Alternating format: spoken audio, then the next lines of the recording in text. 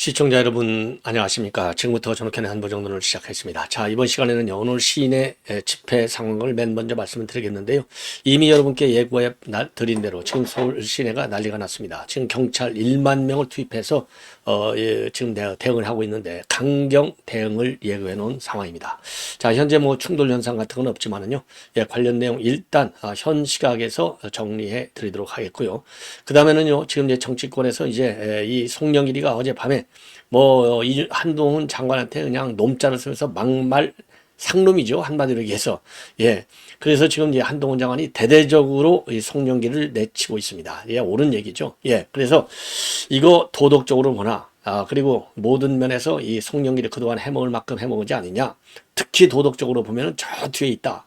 그리고 과거에 이 베트남이라든가 그다음에 5.18 운동 때 이 밤에 한마디로 얘기해서 이제 술집에 가서 여자들하고 노는 거 이것까지도 지금 이제 얘기를 하고 있어요. 그래서 내놓을 게 하나도 없는 인간이 지금 한동훈 장관 깔끔한 관리 아니겠습니까? 이거 공격하는 거 그야말로 목불 인견이 되겠죠. 막 가는 인생. 제가 그랬잖아요. 이준석이 이 우리 국민의힘에서 그리고 민주당에서는 송영길과 이재명이 이거 참 한마디로요. 지금 이제 이준석이가 싸가지는 싸가지로 막는다 그러는데요. 한마디로 싸가지 없는 것들이 아닌가 생각이 드네요. 자, 그래서 요 내용을 이 한동훈 장관의 송영길 작심 이 비판하고 있고요. 그리고 홍준표, 이거 내가 대구 왕주인데 이준석이도 까불지 마. 한마디로요. 싹 무시하는 입장을 내놨어요. 역시 홍준표가 이런 걸 갖다가 고단수라고 한다면 고단수겠지만은 참 홍준표의 이 속셈과 정치 계략 이해하기가 어렵다. 너 함부로 대구에서 까불지 마. 너 선거한다고 웃기지 마. 한마디로 그냥 갈겨버렸어요. 천하람도 이준석이를 갈기고 있습니다. 자, 그래서 이 정치 이제 시즌이 다가오니까 전부 다 지잘난 맛에 살고 있네요. 한마디로 얘기해서. 자, 대한민국의 이준석, 홍준표보다 잘난 사람이 없나요? 자, 이렇게 말씀을 드리고, 그 다음에 조금 이제 외교관계 뉴스인데요. 바이든 대통령의 비서실장이었던 분이 이제는 G7을 G9으로 넓혀야 된다. 그래서 G9으로는 한국과 호주를 넣어야 된다. 이러한 입장문을 내놨습니다. 상당히 반가운 소식이죠. 그만큼 이제 윤석열 정부의 대미 외교, 그리고 이제 대미 외교뿐만 아니라 1년 반 동안에 걸쳐온 다자 정상회담의 효과가 바로 요런 데서 우리가 이제 나타나는 것이 아닌가 이렇게 생각이 들어요. 자, 그럼 먼저요. 집회와 관련해서는 이미 여러분께 이제 두 차례 보도를 해드렸기 때문에 조금 아시겠지만은요. 먼저 오늘 집회는요. 우선 양대 노총의 집회가 있고 그 다음에 시민단체의 집회가 있습니다. 양대 노총의 집회는 일단은 노란봉투법 반드시 즉각 공포 시행하라. 이게 핵심이고요. 그 다음에 다른 하나는 지금 이제 여러분들 잘 아시다시피 양대 노총 하나는 이제 윤석열 정부의 퇴진에 힘을 싣고 있는 것이죠. 자, 그리고 이제 시민단체에서는요, 여러분들 신자유연대, 우리 보수, 그 다음에 이제 자유통일당은 당연히 이건 정당이죠. 시민단체가 아니고, 자유통일당하고 신자유연대는 매주 토요일 날 맞불 집회를 하는 우리 우파 단체가 되겠습니다. 그리고 촛불행동도 매주 집회를 하죠.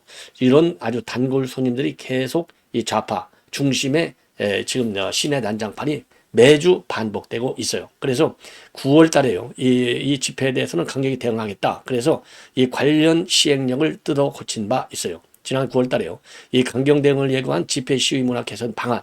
요거에 따라서 오늘 처음으로 이제 이 대규모 집회에 강력 대응하겠다. 그래서 160개 경찰부대 1만 명을 배치했습니다. 그래서 불법으로 변질될 경우에는 법과 원칙에 따라서 엄정 대응한다.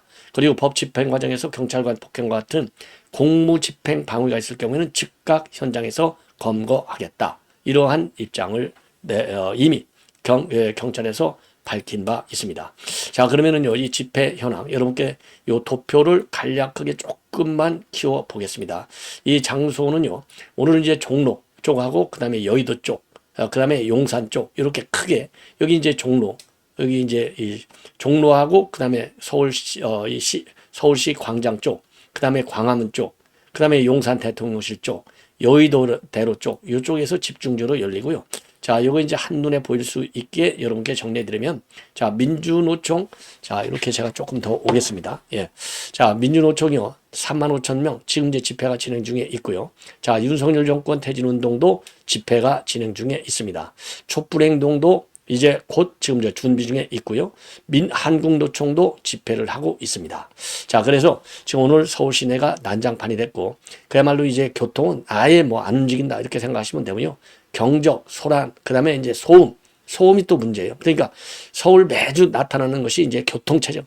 그러지 않아도 이 주말 되면 서울 시내 교통이 아주 난장판이 되는데, 이 집회 때문에 완전히 올 수업되는 상태, 걸어서 가는 것만도 못한 이 교통체증, 그 다음에 소음은 이루 말할 수 없죠. 자, 그리고 이 사람들이 지금 내치는 이 구호가 과연 우리 국민들에게 공감을 주느냐? 전혀 주지 않습니다.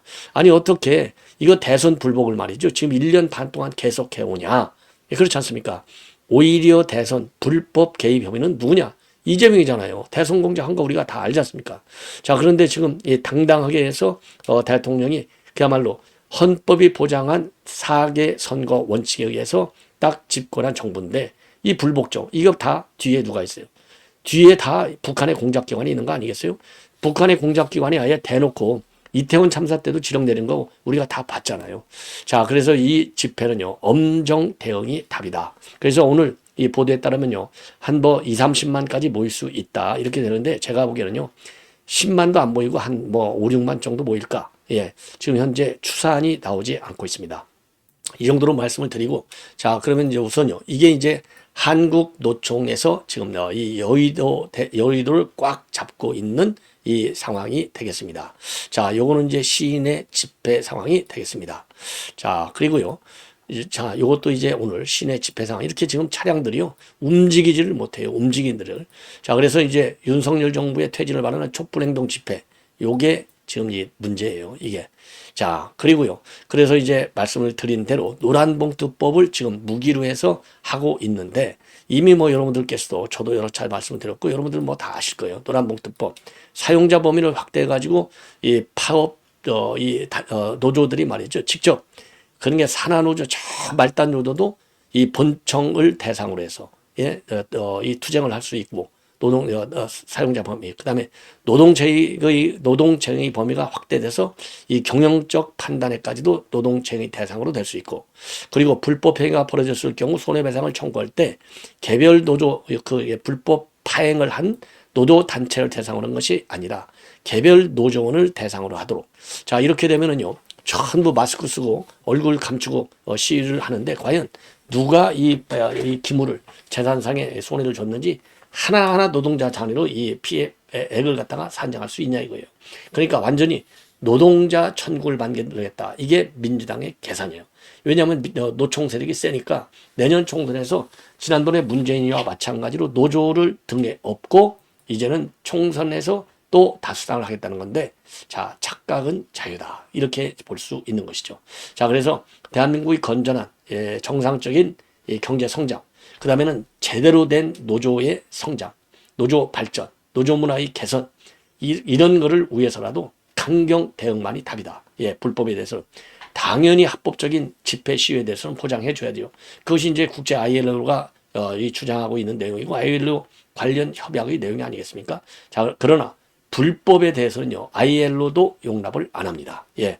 자, 이 정도로 말씀을 드리고, 그 다음에는요, 이 한동훈 장관이 이 송영길, 요거 뭐 자료화면 안 보셔도 되지만, 이게 어젯밤에 한동훈 장관의 막말 고성 욕설을 퍼부은 이게 송영길의 입이 되겠습니다. 여기에 대해서 이제 한동훈 장관이요, 지금 이제 입장문을 내놨어요. 한마디로 얘기해서 민주화 투쟁 정력 하나 가지고 너무나 많이 해먹었다. 예, 이겁니다. 너무나 많이. 그 다음에 도덕적으로, 아니 성추문까지 지금 가지고 있는 사람이 어디다 대고 지금 도덕성이 있다고 주장하느냐.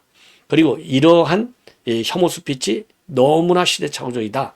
대한민국을 수십 년간 후지게 만들어 왔다. 예. 그리고 돈 봉투 말할 필요도 없다. 예. 그래서 민주화 투쟁만으로도 우월적이고 월권적이고 고압적인 이런 것 용납할 수 없다. 강력히 이 비판을 하고 있습니다.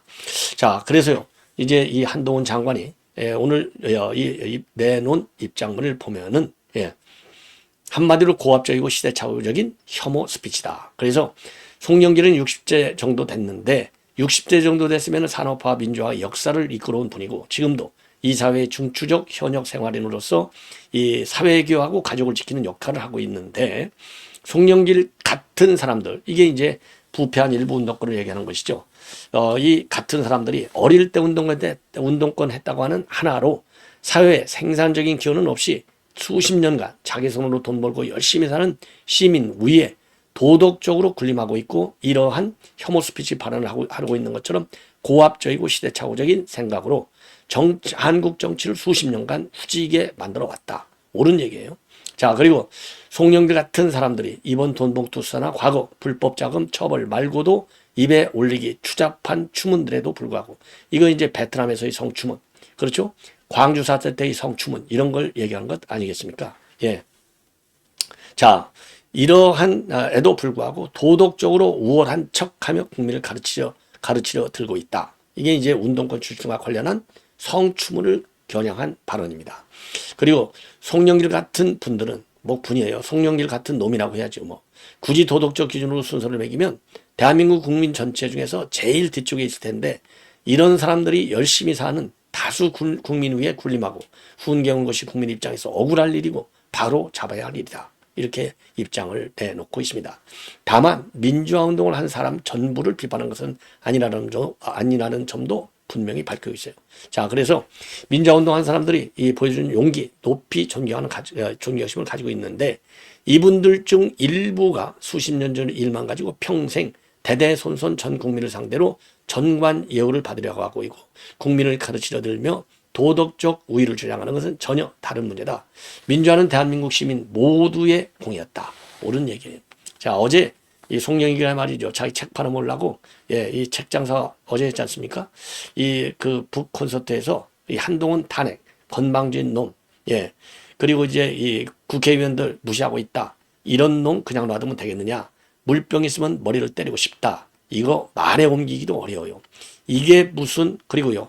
이 돈봉투 사건 관련해서는 이게 무슨 중대한 범죄라고 6개월 동안 이상 이 XX를 하고 있는데 정말 미쳐버릴 것 같다. XX 놈들 아니냐.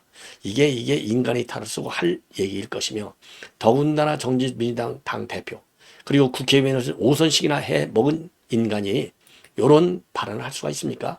이거 그냥 싹 잡아다가 집어넣어버려야 되는 거 아니에요? 그래서 오늘 한동훈 장관의 발언을 보면 송영길 그냥 바로 구속영장을 쳐야 될 치겠다는 작심을 한 것 같아요.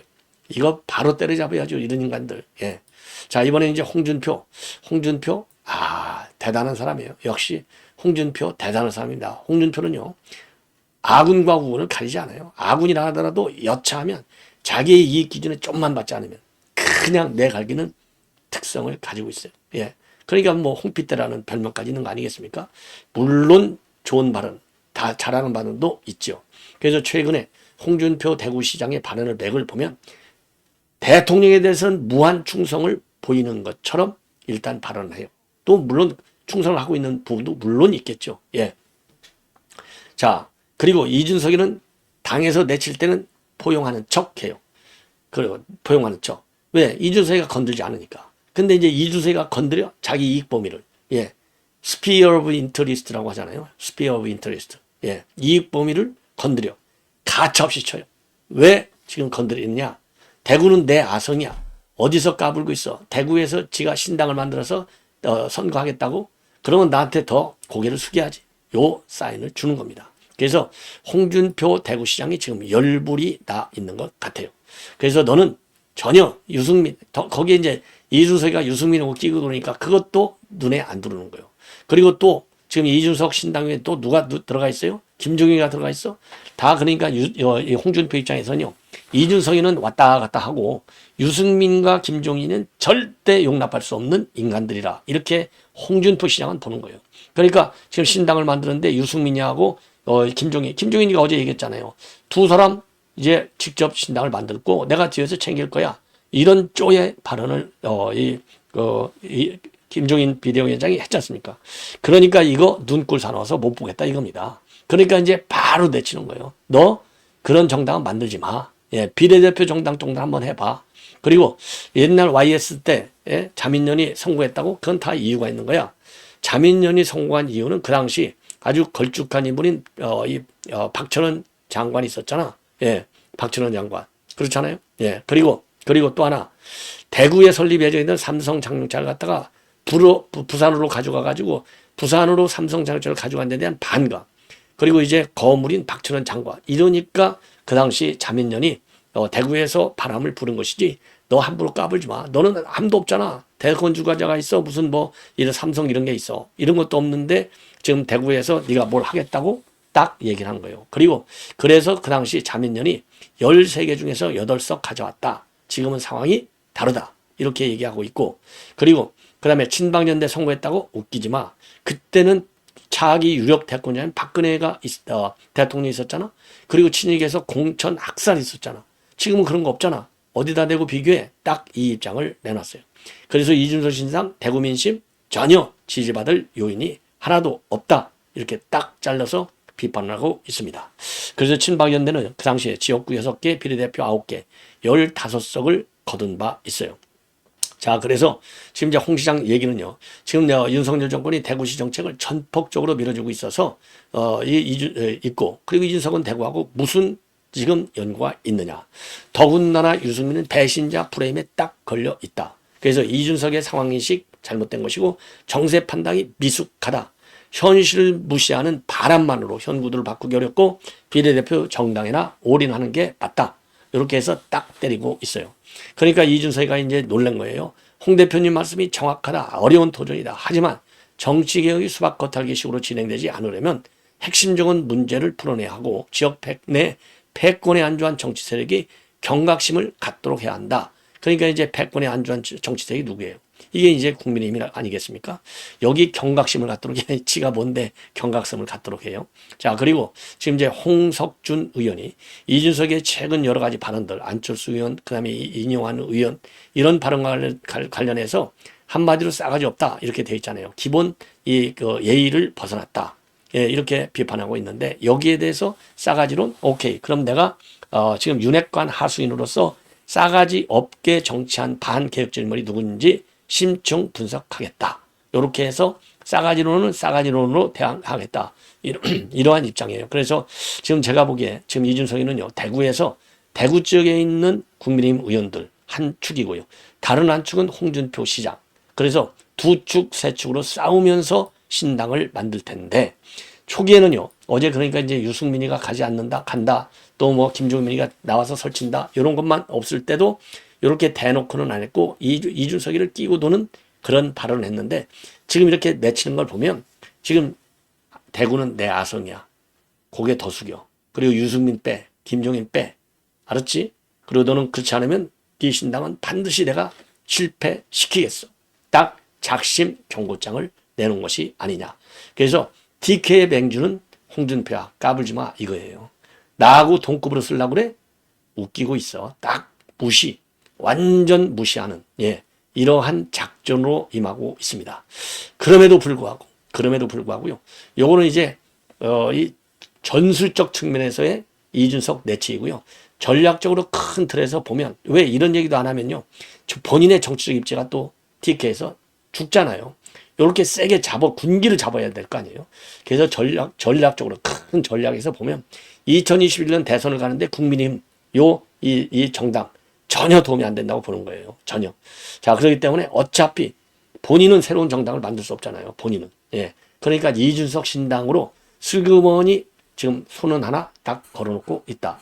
이 손에 이 폴리티컬 파워를 세게 하기 위해서 지금 이준석이를 땡겼다 놓았다 땡겼다 놓았다 하는 그런 전략을 쓰고 있는 것이 아닌가 생각이 듭니다. 자, 이번에는요. 이 천하람 여러분들 잘 아시죠? 천하용일 할 정도의 천하람인데 천하람이도 이제 지도 살아나야 되니까 국민의힘에서 당협위원장을 맡고 있는데 이게 광주에서 물론 당협위원장 공천 준다고 해서 광주에서 되겠습니까? 천하람은 순천인가 어디죠? 마찬가지죠. 예, 될 확률이 미안하지만 거의 99% 없다고 보는 거 아니겠어요? 그렇다고 해서 지금 이준석한테 갈아타 앞길이 안 보인다라고 보는 거예요. 왜? 자기가 이제 지금 그러면서 지금 이준석 신당 참여 여부는 좀 더 신중히 생각하겠다. 왜? 첫째는 당협위원장을 맡고 있다는 겁니다. 그래서 아직은 본인 입장이 정립이 되지 않았다. 이렇게 맡고 있고요. 이준석 신당 지지율 최근에 많이 나오는 것은 허상에 불과하다. 이러한 입장을 내놓고 있습니다. 자, 그리고요. 지금 이제 이 신당, 이준석 신당은 오히려 국민님한테 더 크게 이 타격이 될 것이고, 이준석 신당이 대구 경북에서 나오게 된다면 이것 잡아야 될 것이 아니냐. 왜? 지금 국민의힘 안방이 대구 경북인데 여기서 이준석 신당한테 밀리면 안 되니까, 그러면 국민의힘에서는 주전장이 수도권이야 되는데 이제 대구에 집중할 수밖에 없고, 예, 그러면 이 국민의 입장에서 굉장히 머리가 아파진다. 자, 그런 입장을 내놓고 있습니다. 그래서 자칫 잘못하면 전국 정당인 국민의힘이 내년 총선에서 이준석 신당 대구 이거 막으려고 거기에서 싸우다가 끝장날 수도 있다. 이러한 입장을 내놓고 있습니다. 자, 천하람. 그래서 지금 굉장히 신중하게 하고 있는데요. 이 천하람은요, 이준석이하고 같이 유튜브 방송 여의도 재건축 이거를 하고 있어요. 이기인하고 그 다음에는 이 천하람, 이준석 이런 사람들, 그러니까 천하용인들이 대부분 여기에 이제 참여하고 있는 것 같습니다. 그럼에도 불구하고 이제 본인의 정치적 이익을 위해서는 절대 지금 이쪽 쪽으로는 가지 않겠다, 흔들리지 않겠다라는 입장을 분명하게 보이고 있는 것 같습니다. 자, 이렇게 해서 말이죠. 지금 이제 G9 이 문제는 제가 별도의 이 외교안보 뉴스 방송을 별도로 지금 제가 하나 만들려고 하는데요. 그때 해드리도록 하겠습니다. 이거 G9 하는 거 굉장히 중요한 이슈가 되니까요. 자, 이렇게 해서 본 방송은 마치겠습니다. 대단히 고맙습니다.